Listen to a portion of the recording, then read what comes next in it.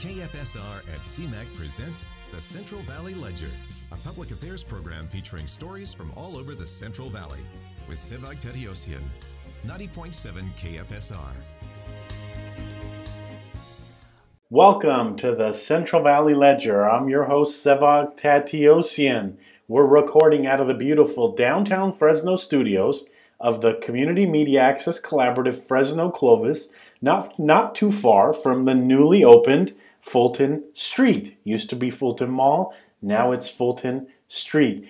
Our guest this week studied at Fresno State, actually. It's where I met him years ago, and he's been in Orange County, Southern California, in real estate.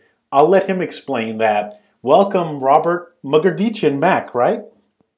Yes. So tell us about yourself, Robert. Okay, so I moved from the East Coast to Fresno in 1990. I went to junior high school and high school in Fresno, actually where I met your brother first. And then I went to Fresno State. I stayed in Fresno, went to Fresno State. It was a great experience. I actually made a lot of great friends who I still talk to today. And actually, right after I graduated, I had a lot of cousins and relatives in Los Angeles, and I was used to visiting them during my time in Fresno. And so after I graduated, I decided to seek a more exciting lifestyle. And so I moved to Los Angeles, where I was there for maybe a year or so, and realized that it was a little bit too fast-paced for me coming from Fresno.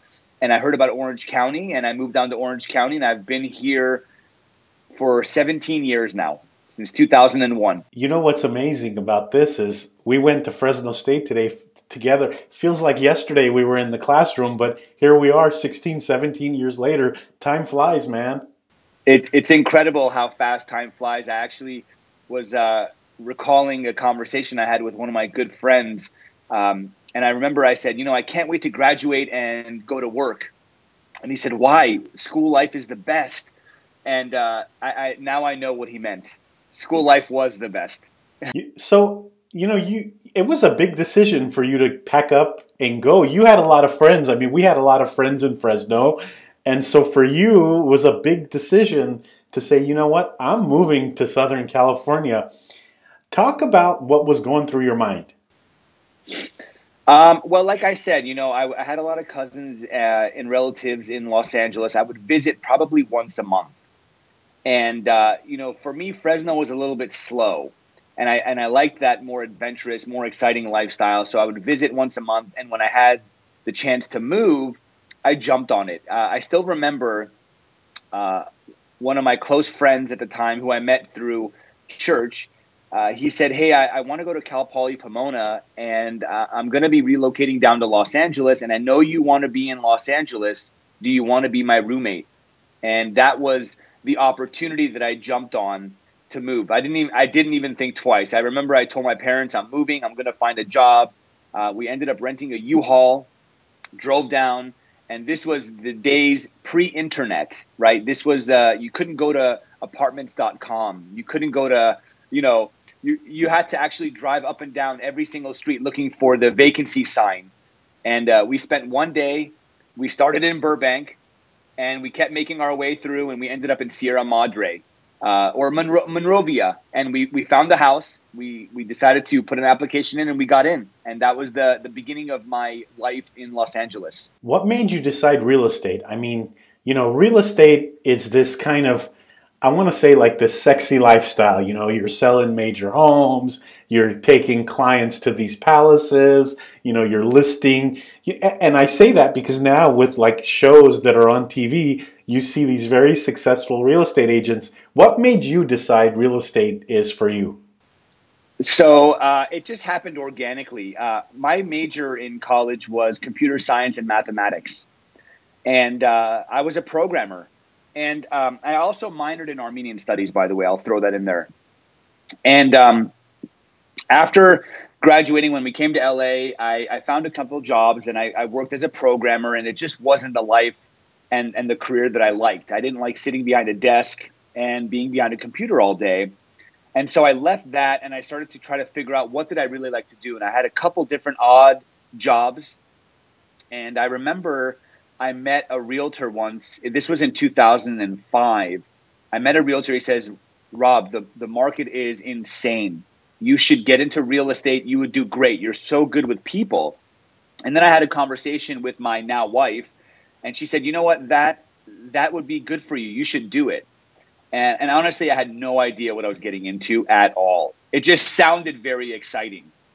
And so I took my test, I got my license, and I started working for a local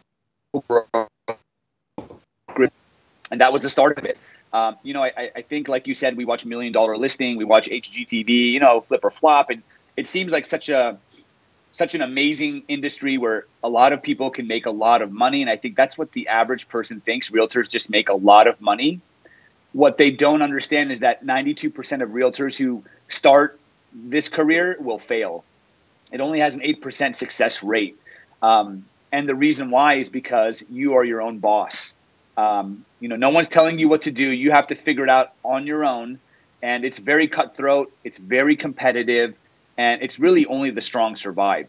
And so for me, getting in the business in around 2006 was the beginning of the market collapsing. So I was enticed to enter this industry when the market was great. And then when I did, it wasn't really great at all. And I felt like I was at the point of no return. Even though I just started, I said, I've already made up my mind. This is what I want to do. And the first 6 years was pretty tough for me.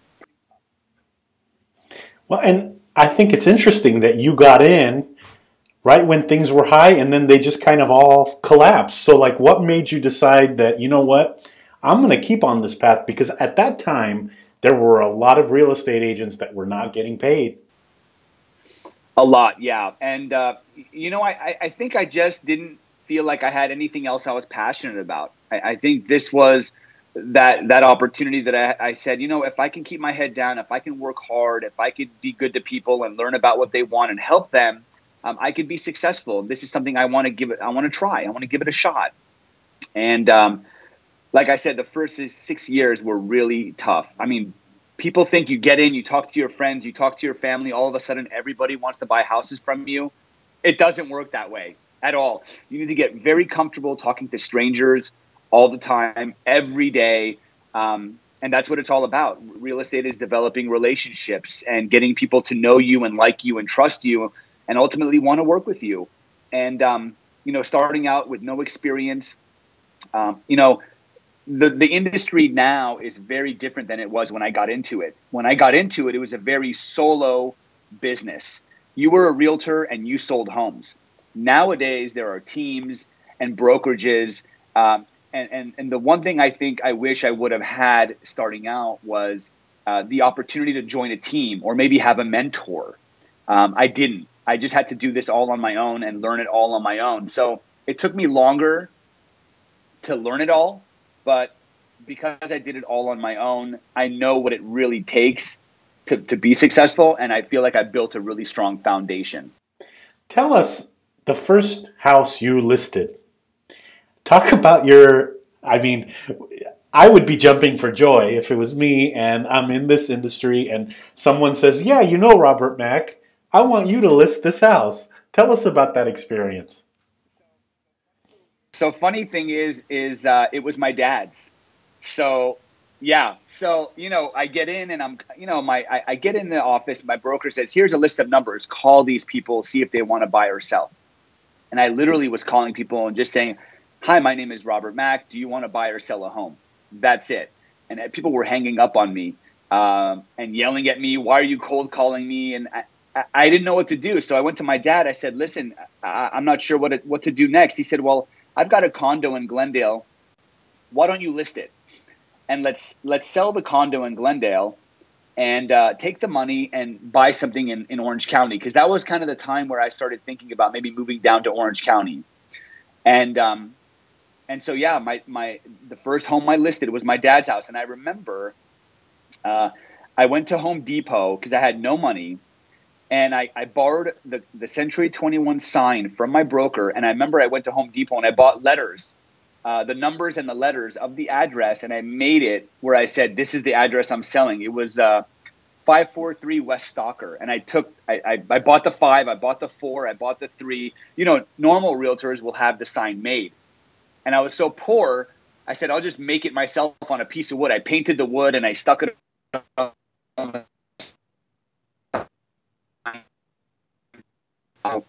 that my list his property, because I got to learn and go through the experience and make mistakes with someone that trusted me, and that someone that I felt that I could be vulnerable with, and say, I don't know what I'm doing, but I'll find out for you. I'll talk to my broker. I'll talk to my peers. I'll figure this out. Ended up, I remember I listed this property for $459, and we sold it in 1 week for $465. Not a bad start. You got above asking price. Not a bad start. I ended up selling that property, and then we took that money, and then we started looking for homes in Irvine. And we found a home within a couple of weeks, and that was when the market started to decline. And we got a home. We bought a home in Irvine, and I went through that experience, and we successfully purchased that property. So my first client, my father, helped me understand the buying process and the selling process all at once. You know, you go to real estate school, you take the classes, you read the books, you take the test. None of what you learn during that process happens in the real world. So I felt blessed and lucky that I was able to go through that and learn so much. And you know, real estate is always changing, and I still learn new things every single day. But I learned a lot about the process, so that the next time I met somebody that I didn't know, I could say I've done it before. And that was key for me. So, you know, a lot of people, like you said, think that they're going to get their license, they're going to go to their friends, family, people at coffee shops, and all of a sudden everybody's going to list a house with you. How good do you have to be at accepting the word no? Very good. Very good. So I track all my numbers. I already know that it takes me 40 conversations to get one person to say yes. So I've got to go through 39 no's to get to that one yes on average.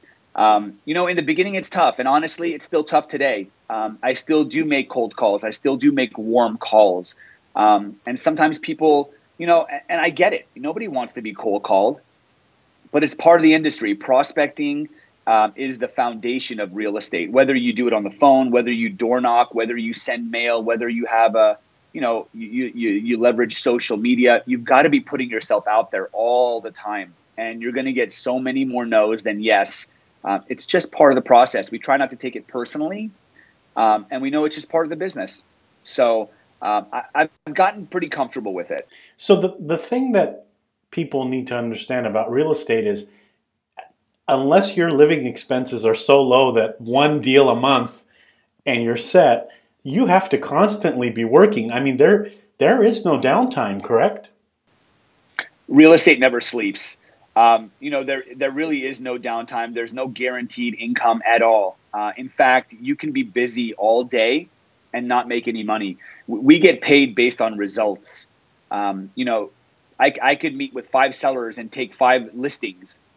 And if those listings aren't priced to sell, and if they don't sell, I'll be working for 5 people and not making any money. If all those listings don't sell and they come off the market, I've spent a lot of time, I've spent a lot of energy, a lot of money marketing these properties, and I won't get any income because I'm not producing results. And that's what it's all about. Nobody cares about what you do. They just care about what you're going to get done for them. So Fresno market, there's a lot of real estate agents. There's a lot of new people sitting to take the real estate exam. Is Orange County the same way? Yes. Yeah. So it's, you know, anytime the market is really hot like it is right now, and when I say hot, just to kind of put everything into perspective, what I mean is there's not a lot of properties on the market for sale. There's a lot more buyers than there are sellers. So when you list a property and it looks good and it's priced well, you're going to get multiple offers. When that happens and prices go up, a lot of realtors or a lot of prospective realtors see the opportunity and they just jump in. And, you know, the challenge in this industry is that it only takes about 3 months from not having your license to being able to help somebody buy or sell a home. And that's why the failure rate is so high, because a lot of people are coming in with zero sales experience, zero real estate experience, and they just see shows like $1 Million Listing, and they see shows like, Love It or List It, and they think it's super fun and, super profitable, but it's not. Literally 10% of people in this industry make 90% of the money. When you're watching $1 Million Listing, you're literally looking at the 1% of the 1%. They're the best realtors, in the world, in the country. They're doing $200-300 million worth of sales volume per year. The guy on $1 Million Listing New York, Frederick, is doing over $1 billion in worldwide sales, which is just incredible. There is money to be made in the industry then. 100%. Yeah. So, the key in real estate, and I mentioned this earlier, is you are your own boss. A lot of people come into this industry and say, if I work hard, if I'm good to people, if I come in every day, I'll make a lot of money. It doesn't work that way. You have to have, these are things I learned over the 6, 7, 8 years that I was working by myself and just picking people's brains, finding different people to mentor me. You've got to have a strategy, just like with anything else. One of my favorite quotes is, every minute you spend in preparation will save you 10 minutes in execution. And, anytime I meet a new agent, I say, have you put together your business plan? It doesn't have to be something elaborate. 1 page. How many homes do you want to sell? Where are the people you're going to be helping? Where are they coming from? Are they coming from your database? Are they coming because you're going to be sending direct mail?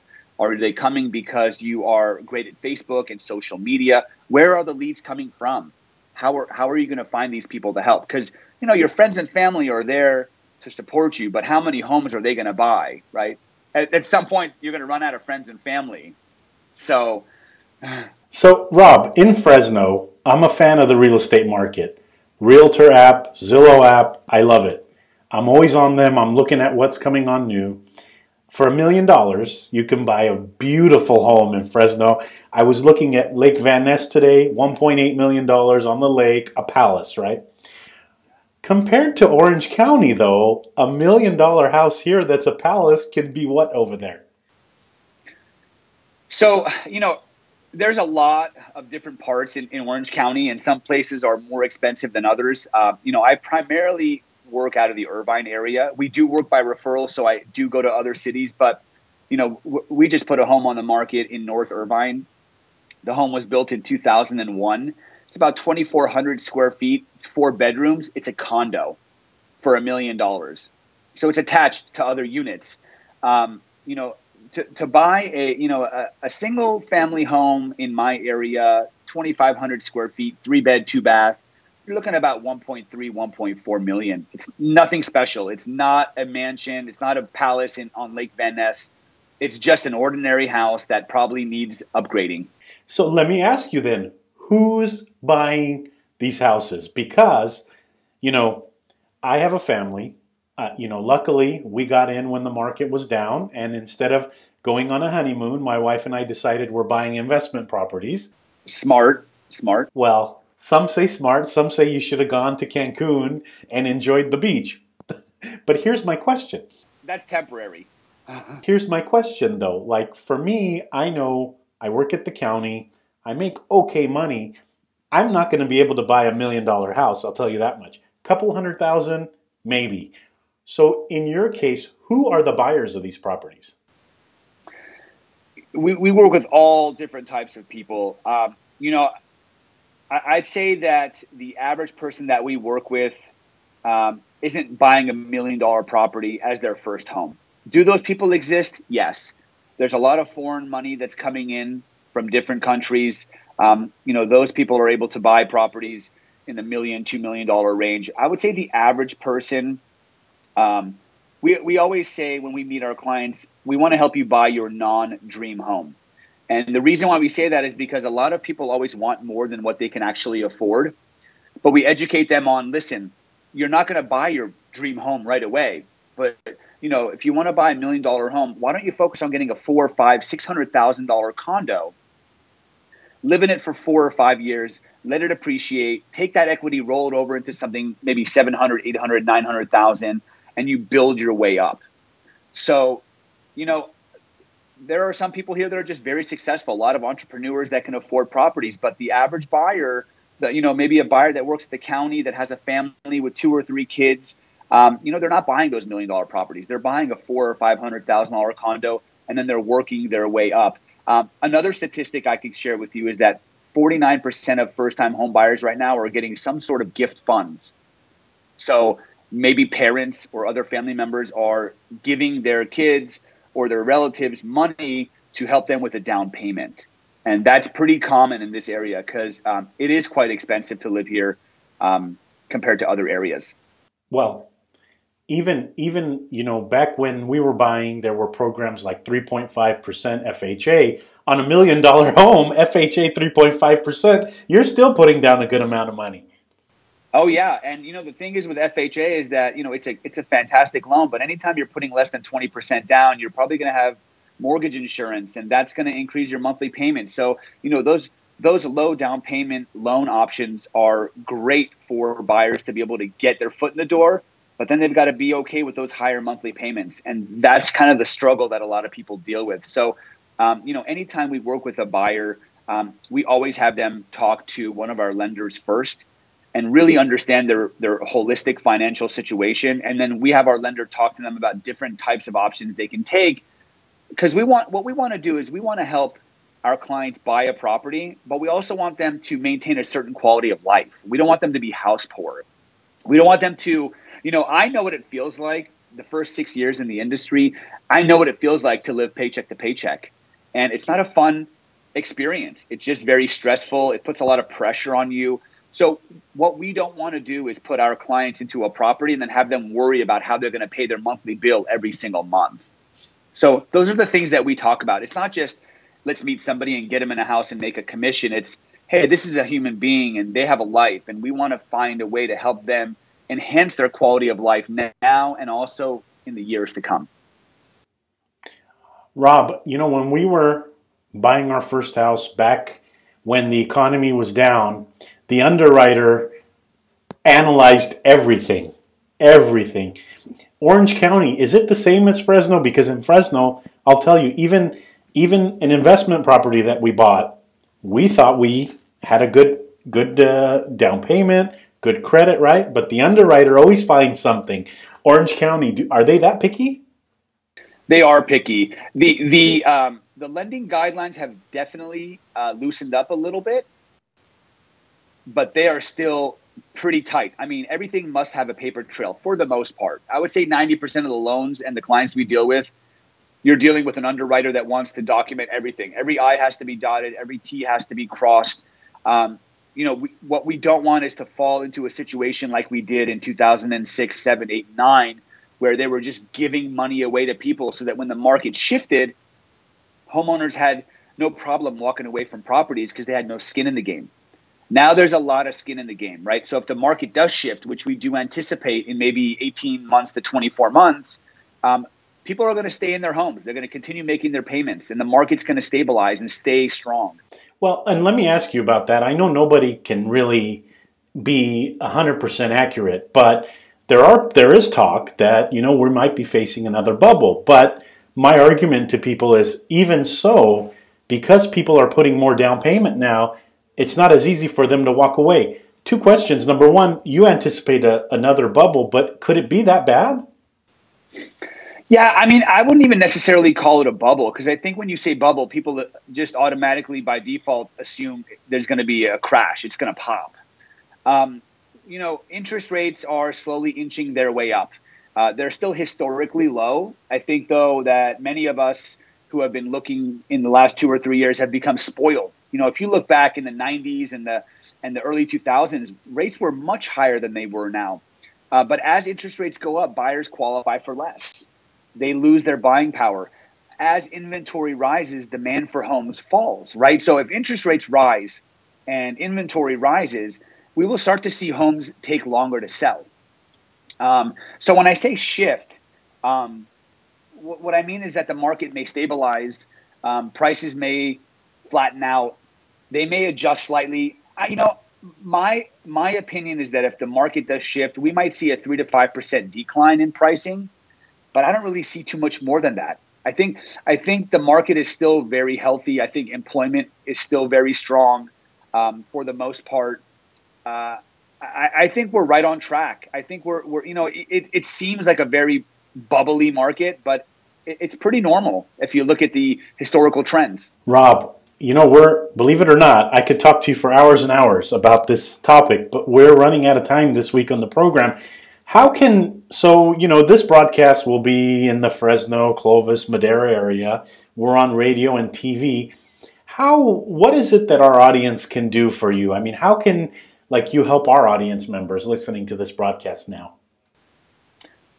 Well, I'm an open book, and that's one thing that I've always been is, I'm a teacher at heart. I love to educate people. I always tell the people that I talk to, whether you want to buy a home, you want to sell a home, you want to invest in real estate, or you just want to talk about it and learn about your options, I'm an open book. You can give me a call. So if anybody wants to talk about Orange County real estate, you can call my office. The number is 949-209-7309. Or you can visit my website. It's robertmackgroup.com. And learn a little bit more about me, learn a little bit more about my team, and what we stand for. We know that real estate is 20% real estate and 80% relationships. And so we focus on the 80% relationship aspect of the business, because we know that over time, the more people we meet, the more people we build trust with, the better our business will be. And especially if you're from Fresno or you're a Fresno State graduate, that's always a market that I've never been able to really tap into. So if you're out there listening and you want to talk to me about real estate, I would be very open to the opportunity. And Robert, you and I, we know each other from Fresno State 16, 17 years ago. My friend, always a pleasure talking to you. Always. Thank you so much for the opportunity, Sevag. You're welcome, and thank you for joining us. That's all for this edition of the Central Valley Ledger. We're recording out of the beautiful downtown Fresno studios of the Community Media Access Collaborative, Fresno and Clovis. Thank you to our audience members listening to us on 90.7 FM, KFSR Fresno, and to those watching this broadcast on CMAC, Fresno Clovis, Comcast 93, and AT&T 99. We hope you enjoyed the program with Fresno State grad and current real estate broker in Orange County, Robert Mack. Magardichin is his last name. Thank you. That's all for this edition. Tune in next week to a new edition.